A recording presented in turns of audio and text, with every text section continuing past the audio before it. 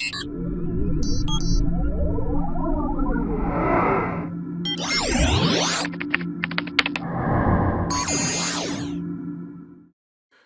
day and welcome to our short demonstration of how to take a brand new S20 and migrate from an S9. So let's get to it. In this case, we're using the S20 FE 5G. Those letters actually mean something. FE means Fan Edition. It means it's the most recent version, most recent being for October 2020 of the S20. It has a larger screen and it has a better battery life than the regular S20. It's a 6.5-inch screen compared to a 5.9-inch screen on a S9. So let's get to unboxing this. If you haven't done so already, there's a little piece of plastic at the back here. You just cut. Just take a pair of scissors and slice it, and slide this out. When you do so, you'll notice on the bottom of the box or the top of the box, the lid, that there's instructions. I could go over them, but they don't say anything other than this phone. Let's just show you this. Does not have a mini DIN jack for headphones. So what that means is you either need to use Bluetooth or you can get USB Type-C headphones. Those do exist. Okay, so the only other thing that's in here is the SIM card remover. So let's get that out. That's the only thing we need. We'll leave that here for the moment. And the rest of the box is precious little. Empty package, standard fast charger, and the only other thing in here is USB cable.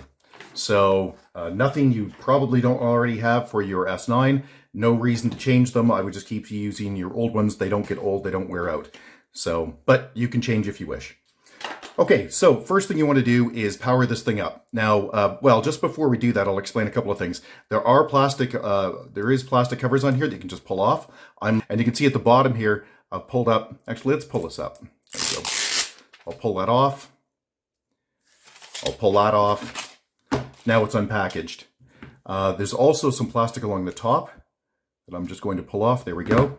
The plastic, of course, does go all the way around. I'm not going to pull it off now to save time. Let's go through a couple of things that are different from what you would have expected from the S9. So the S9 has rounded glass. This has flat glass. The S9 has a Bixby button, which almost everybody hates. This does not, thank God. If you wanted to use Bixby, you press and hold the power button. It has 3 cameras, so telephoto, wide angle, so on and so forth. And it does not have the health check on the back here. Specifically, it doesn't have a blood oxygen monitor and a heart rate monitor. And the reason for that is it's all built into phones now, or sorry, into watches now. So there's no point in having it in the phone as well. And you look at the back and you think, oh, geez, I don't have a fingerprint reader. Where's my fingerprint reader? I really like that. Yeah, there's one there. It's actually under the glass, which is kind of cool. So we've powered this up. And by the way, when you power it up, it does take a minute. So once we're here, you'll notice that it won't do anything until you put a SIM card in. And at this point, you'll see it says insert SIM card to go through the setup wizard. And if you don't have a SIM card in, you can't get around it. So you've got to put a SIM card in. So let's do that. So we'll take your old S9 or whatever device you've got. Take your SIM card remover and be very careful not to put it into any of the other holes. These are microphones. You don't want to poke into that. You'll see here that there's a drawer that we're going to pull out. It's literally called a drawer. Pop that in, push that in, pull out your old SIM card. There it is, just fell out in my case. Then on the new S20, you'll see the same thing. There's a microphone. Do not poke that. However, there is, on the other side here, there is a drawer. And you can poke into that. There we go. And pull the SIM card tray out. Now, the SIM card tray is a little bit different than what you might be expecting. It's dual-sided. So on the one side, you can put in up to a 1 terabyte SD card if you've got a million pictures or whatever. But the other side is where the SIM card itself goes. And instead of being face out, which is the way people are going to expect to put it in, you put the chip out. So, which isn't a big deal. It doesn't make any difference, but just you need to know that. Now, there is a corner here, so you can't screw it up, so don't worry about it. Pop that in. There it is. Squeeze it in. Get rid of your SIM card remover. There we go. Now, at this point, it may tell you to reboot. If it does, then you have to go through the reboot. If it doesn't, just keep clicking through. So I've read, yes, very carefully. Connect to a wireless network. I'm going to skip through so you don't see my password here. There we are, connected. Life's good. Now it's going to check for system updates. This phone was only released at the end of September. And in Canada, we only got it the first week or so of October. So yeah, it's one of those things that there probably isn't an update for it if you're doing this in October, November. Okay, so in this case, do you want to copy the apps from your old phone? Yes, I do. So I will select next. I've got my old phone here. Let me just unlock it. All right, so now it's asking if we want to copy everything from our old phone, and of course we do. So we'll click next. And it's saying, do you have access to the old phone? Yes, I do. Download Smart Switch. So Smart Switch is a little tool from Samsung that just does the migration for you. So it's built into Android. So what we'll do is take our old phone at this point, swipe down, do a search for Smart Switch. Now, in the unlikely event you don't have Smart Switch, it means it's been uninstalled and you can just go to the store and reinstall it. So no big deal. Just head to the Google Play Store and you're on your way. However, in my case, it's still there. So I'll select it. This phone, I want to transmit data. I want to send data and I want to do it through Wi-Fi. There we go. So let's slide up here. This is asking what we want to migrate from, or what we want to migrate. And the answer is everything. All of the contacts, the messages, that's your texts, all of the apps, all of your configurations, so on and so forth. You may not want to move your configuration over, but, settings, but I do. So I will leave it as everything. I want to move 100% of everything over. So I'll select transfer. Now this is probably going to ask me, yeah, okay, so here it's saying, well, do you want to copy to the new device? Yes, I do. And now it's asking me to enter my credentials. So in my case, I could either use my fingerprint or I can use a PIN. I'll use the PIN here. The PIN I like to use for this stuff is 2233. There we go. The reason I like 2233, by the way, is because I can type it in with one hand without any effort. So it's easy to remember, hard to hack. So the likelihood of somebody on the internet getting a hold of, that's watching this, getting a hold of this phone and knowing that PIN code, it's pretty slim. Okay, so now it's asking for my Google account information. I'm obviously going to block my password here.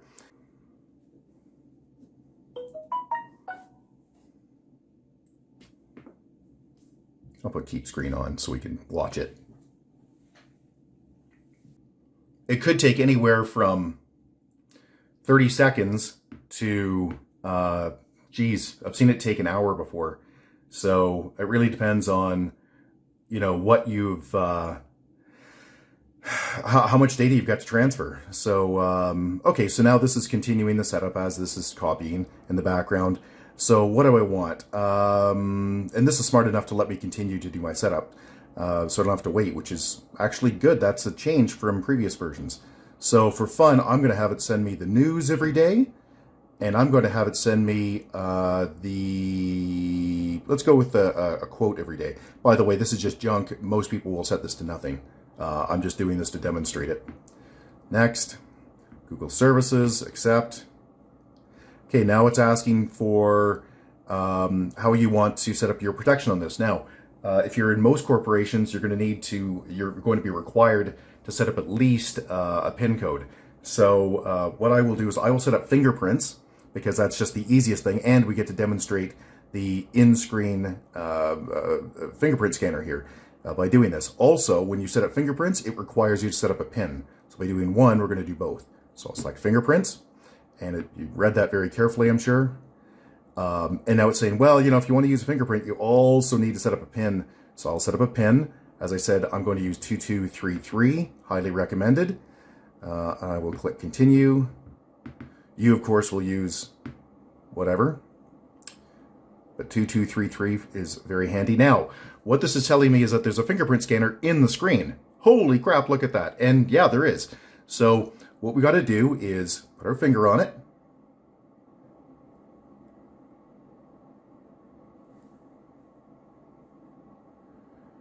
There we go. Now, this graphic at the top is in no way indicative of what's actually being scanned. It is just a repeating graphic. So, but what you do want to do is grab the phone from different angles and, put it down, get the tip of your finger, You know, all of the stuff you're actually going to do in real life. In real life, you're not going to sit here perfectly straight and do this. You're going to be like in your car and you're going to be on an angle. You know, it's going to be a mess. So there we go. There we go. Now, I do want to add another fingerprint because I also like to use my left hand. It doesn't have to be a thumb. In my case, it is going to be a thumb, but it doesn't have to be. So that this way I can unlock it with either thumb. So I'm just going to keep clicking through this. Oops, a little bit longer. There we go. Okay, but you don't have to. You can just do one if you want. Okay, so that finished up. And review additional apps. I'm just going to scroll down and say okay to it all. It's going to make the finishing touches, which is just, again, it's going to continue to copy stuff from this phone to this phone, the old S9 to the new S20 FE. Now it's asking for your Samsung account. If you don't have a Samsung account, I'd highly recommend you get one. Now you can sign in with your Google account. And you think, why would I have a Google account for my Samsung account? Well, Samsung offers services that Google does not. So in particular, things like, well, the Galaxy Store is kind of neat. I have no use for Bixby, but I do use the Samsung Pay because for the Royal Bank in Canada, that's what's supported. So if you want to use Samsung Pay, you're just going to have to use, if you want to pay with your phone and you're with Royal Bank, which is, you know, the biggest bank in the country, you're going to have it. So in my case, I actually have a Samsung account, a separate account, so I'm going to use that. But you could just sign in again with your Google account if you want. Again, I'll block this so you can't see it. There we go. Welcome to your Samsung account. Sure, I'm going to agree to all of this because I've read it so carefully again. It's asking me if I'm trying to sign in, trying to verify that I am who I am. So the verification code it just texted me was 542451. There we go. Done. Yay. Now again, you don't have to do that. You don't have to have a Samsung account, but it's very useful to have one. Okay, so while this is continuing to copy stuff, let's just take a look. I'm going to head over here to my texts and see if it's already got the text moved over. I agree. No, it doesn't have them moved over yet. But let's go through all of the things that need to get set up on this phone now. One of the things that I don't like is that the browser and the chat have been moved. So this is more of a demonstration of how you can do things more than what you need to do. I can click on this icon or any icon, and I can drag it around, right? So I can move it there. So that's one thing I'd like to do. I'd like that icon there. Next thing, you'll see that there are actually two home pages. It's a very Apple way of doing things, and to me, it's just fundamentally wrong. I don't understand why anybody would want more than one home page. The nature of a home page is that it's home, is that it's one, is that it's singular, and that it's always the same. So I'm going to eliminate that second page, and the way I'm going to do that is to slide over to it, and then I'm going to click and hold, and I'm going to select delete. And now you'll see down here, we just have the one home page. So whenever I click home, this is where I go 100% of the time. Now, if I have apps I want to drag out, I can swipe down and say I wanted, for some reason, let's see here, I wanted, I don't know, let's go with the calculator. I can click and hold the calculator, and I can select add to home. Now it automatically adds it to this second page, which makes no sense to me at all. So you think, well, how do I get that over? Well, you just click and hold it and drag to the left. There it is. And then you can drop it wherever you want. So I'm going to say I want it down here. There we go. All right. And then I have to get rid of this home page again. So the point of this is that you're going to need to get rid of that home page multiple times. It's annoying, at least during setup. So next thing you need to do is go to the Play Store and click in the top left-hand corner and select My Apps and Games. And okay, it's already doing this for us. It's going to go through and it's going to update all of these. Okay, so I've seen this not do that. So if yours hasn't, If yours has a bunch of apps that say update available, do the updates. Get those out of the way. Next thing you need to do while you're here is get your antivirus. Okay, great. That just finished. Isn't that wonderful?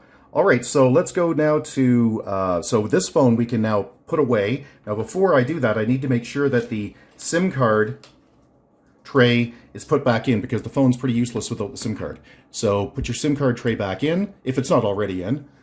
If you've got a cover, you might want to put it back in the cover. You can power it down, you can wipe it out, you can do whatever you want with it. We'll leave that for the moment. Now, power this back up, and I'll put my thumb on here in a weird angle. There it goes. You might think to yourself, look, it's an Android, it's a cell phone. I don't need to have antivirus. Of course you do. Cell phones are the #1 attack surface, so you need to have something additional to what is built in. The one we like to use is Panda, and yes, it's a stupid name. It's called Panda Dome Antivirus. There it is, Panda Dome Free. That's what we'll click. We'll select Install. It only will take a second. Now this will probably have moved over from our old phone, but in case it hasn't, I want to go through this and I want to go through the settings with you so you can set it up quickly as you, to keep yourself protected. Okay, open. Panda Dome comes up. We want to use the free version. I do not need to log in, and so I'm not going to. I will select yes, I will let it be on top of the other apps. If something has to pop up, that's just fine. Select allow, and asking for permission, yes, we'll say allow. There we go. We'll go back. Then we'll go to the task manager, bring it back. Okay, now here we go. Now the only thing we have to set up in here is in the top left-hand corner. Oops, let me just bring that back up again. In the top left-hand corner, select the 3 bars for settings and then go down to the actual settings. And what you want to do is turn off commercial notifications and urgent news. All we want to have on for notifications are the actual threat notifications. Everything else here should be just fine. All the defaults should be quite happy. Automatic updates, absolutely critical to be on. Okay, so let's get out of that. You might as well select scan now, as it will only take a minute, and then you'll know your phone is clean and that everything is happy. Okay, in my case, that took about 30 seconds. I'll select back. No, I don't want any ads. So there we go.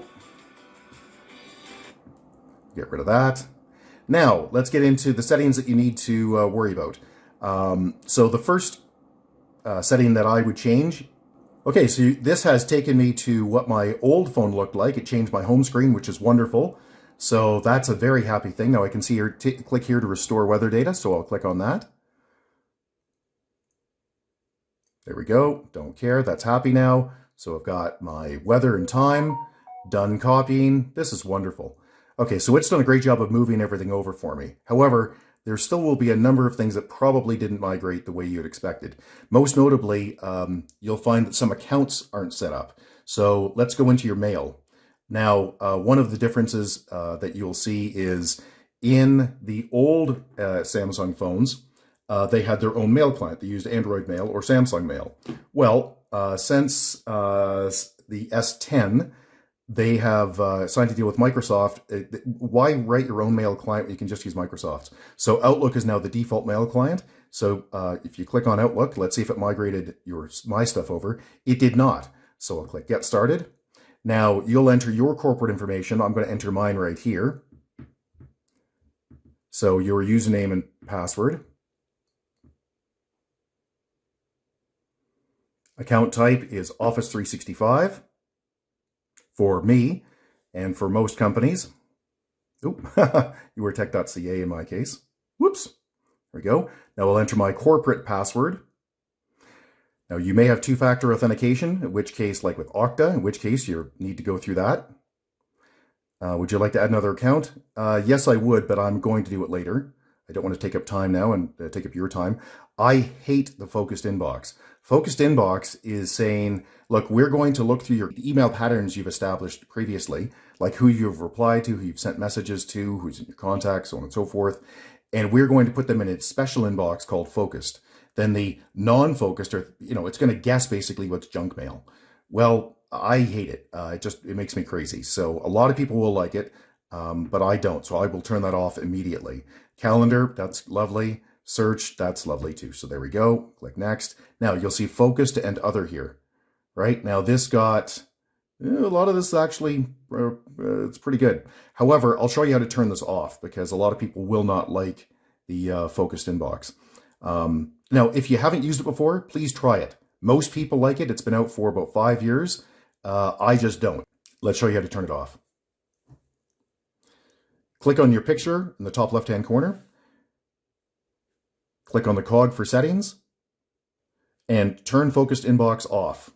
Now, while we are here, there are two other things you're really going to want to do. The first is to go to notifications, and you're almost certainly going to want to turn off the sound notifications because you'll have this thing binging all day long if you're in any sort of company. So, new email sound, no thank you. Oh, it's off. Wonderful. Oh, that's a nice change from previous versions. Wonderful. Default ring for notification? None. Don't want one. Thank you. Yeah, I don't need a sound for when I send mail. That's just not good. Oh, that's just great. Okay, notifications. The badge is the little count that you see beside the icon, so that's a happy thing. Now we're going to leave that. Now the next thing you want to do, I just pressed back by the way, is go to your signature, and you're going to want to fix that. The last thing you need to do is be like one of these Apple people that advertises for Apple with the sent from my Apple iPhone, blah, blah, blah. You should put in something more professional. So it just shows you don't know what you're doing when you have one of those generic signatures. So I will put in my signature. You should put in your corporate signature.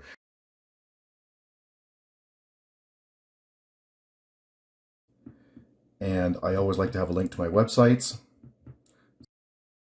Now, another thing a lot of people like to do is to put in their, whatever letters are after the name. So I have a BCom, among other things, so I'll put in my BCom. There you go. Now I've got my signature done. Click OK. And that's probably all I need here. Next thing to note is it still has the tray at the side, so you can just swipe. Let me just show you that again. See this little bar that's just barely off to the side, this little black area here? That's a slider bar, and you can program this. This little tray is just excellent for bits and pieces. So if you want to edit it, you can go in and edit it. This is pulled it across from my previous phone, so I don't need to. So basically, you've got your home screen, which in my case, as you can see, I have one home page, which is happy. I have all of my apps, but there's a lot here, and I also have this tray. Now, a lot of people don't use the tray. You don't have to. I quite like it because I can get to apps that I use intermittently without having to go through here or search for them. So that's a happy thing. Next thing is settings. So you're going to need to know this if you're traveling. So swipe down from the top. You're probably going to want to turn Bluetooth on because you probably have a car. Right now, I don't need to connect to anything. Oh, look at this. It moved over my previous connections. Isn't that wonderful? So I will say done. So that's amazing. That is something that it didn't do previously. So that's great. Okay, so I'm swiping down from the top. I'll go to settings. Now, this may have moved over from my old phone. So let's take a look. If not, regardless, you're going to want to know about it. So let's go to connections and then down to mobile networks. And yeah, here we go, data roaming. So if you travel at all, you're going to need to turn data roaming on. And if you don't have it on, you're going to be in hell when you get to a new country or to a new area. So make sure data roaming is turned on. The next thing is to know how to turn 5G off. So in North America, we have 5G networks that are quite compatible. But if you're traveling overseas, the 5G network is incompatible. So if you're from Asia and you get an Asian version of this phone and you bring it to Canada or the US, you will not work on 5G. And so one of the things you might want to do if you're having troubles is just to change it and say, look, don't even try. So you can see the network mode by default is 5G, which is 5th generation, LTE, which is 4th generation, CDMA, GSM, so on and so forth, right? So we can set it to just use LTE. LTE is 4G, and that's what it will do. That's a very happy scenario if you're traveling. In my case, though, I want to leave 5G on. 5G is dramatically faster, and it's obviously the future. Everybody knows the story there, so we'll leave it alone. Next couple of things I want to show you that are handy is dark mode. So what I'm going to do is I'm going to get out of this, go back to my home screen, I'll swipe down from the top, I'll click on the cog in the top right-hand corner. Now, dark mode, it's in here somewhere. By the way, I think it's in display, but I don't remember that. So I'm just going to do what you would do, which is click search and type in dark. And dark, there it is. Dark mode settings just came up. I very much prefer dark mode to light mode. Now this moved it over from my old phone, so good for me. Again, you can see everything's dark, which I just find it much easier on the eyes and also a lot clearer. So in your case, then your phone will have probably been bright, and this dark mode is something that you might want to try. I much prefer it, so leave that alone. Next thing, if you don't already have it, is Microsoft Edge. So if you don't have Edge, I already have it because it moved from my old phone. If you don't have Edge, I'd highly recommend you get it. Edge is just Microsoft's version of Chrome, and everything works with it. And if you're in a company, or if you're not in a company, sorry, you can sign in, and then when you sign in on your Edge here, all of your favorites and your history move back and forth. So you can be in the middle of working on something on this and then go off to your PC and get it. So let's just show you how to use the store in case you don't already know. It's the same as you did with Panda. So what you do is swipe down to get into the apps. You can search for the store, which is what I'm going to do here. Store, Play Store. There we go. Now I'm going to just type in Edge. And there it is. There's Microsoft Edge. Now if I didn't have it, I could install it. I'll just select update at this point, but yeah, that's fine. So there's no Bixby button, but there is a power button, and that power button can be programmed to do different things, and you're probably going to want to do that. You don't have to, but you're probably going to want to. So I'll show you how to program that. Swipe down from the top, go to the cog, and then scroll down till you see Advanced Features right there. Advanced Features. Click on that. Now you'll see Side Key. And now what happens, when I double click, it'll launch the camera. But I could have it open Bixby. Yeah, so you get the idea there. There we go. So let me just do this. I'm going to double click on the power button to show you. And look, took me right to the photo, which is just amazing. Something you want to know for taking pictures is the camera obviously is drastically improved, right? You can see here I've got my, yeah, okay. It's now pointing at the desk. But let's show a couple of things here. So the selfie camera is now a 32 megapixel. It is gigantic. But let me show you a couple of settings that you're going to want to know. So you can go to photo or video, go into settings, and then scroll down a bit, and here are your different video settings. So the defaults are excellent. High definition, 30 frames a second. Basically better than DVD quality. But you know, there is a lot better. So let's go into the front camera, for instance, and I could set it to 4K 60 frames a second. Wow, is that amazing? So I'm not going to, but I could. There's a bunch of other stuff here you're going to want to play with. The one thing you really are going to want to make sure is on is video stabilization. Video stabilization is a very simple idea, and it works quite well. One of the things that's nice in this phone is it actually has you notice there's a bump here, which is why you should have a case on it at all times. And that bump is so that, well, there's a number of reasons, but one of the reasons is because it has a 3x optical zoom. So that's a very nice feature. The back is plastic, not glass, which means it's going to be much tougher to break now, which is super happy.